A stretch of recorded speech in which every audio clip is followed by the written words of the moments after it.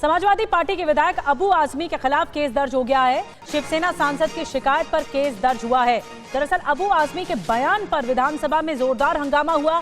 औरंगजेब को लेकर उन्होंने बयान दिया था और ये कहा था, अबू आजमी की ओर से कहा गया कि औरंगजेब क्रूर शासक नहीं था।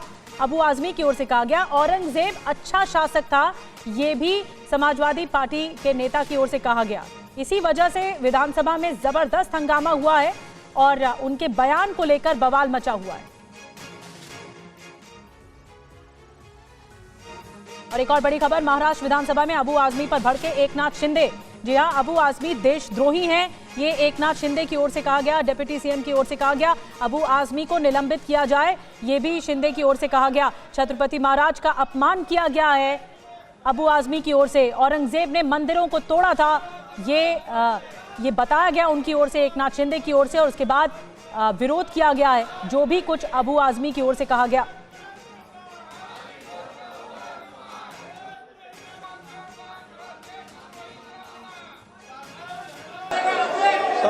धर्मवीर संभाजी महाराज की, छत्रपति शिवाजी महाराज की जय भवानी। जोरात बोला। आणि सर्वप्रथम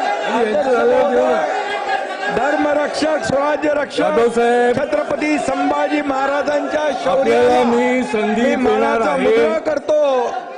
आणि नंतर बोला माननीय शिंदे साहेबांचं होऊ द्या, त्याच्यानंतर तुम्हाला संधी मिळेल। अध्यक्ष महोदय बोला। काल धर्मवीर मी बोलतो, बोलल्यानंतर बोला ना। तुम्ही बसल्याशिवाय कशी संधी मिळेल? मी बोललो, तुम्ही खाली बसा, तुम्हाला संधी मिळणार आहे। भास्कर जाधव, मी बोललो की तुम्ही बोला।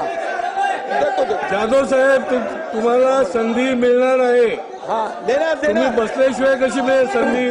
अरे सुनील, तुम्ही बसल्यानंतर मिळेल। आधी माननीय उपमुख्यमंत्री बोलताय, त्यांचं बोलणं झाल्यानंतर जाधव तुम्हाला संधी मिळेल।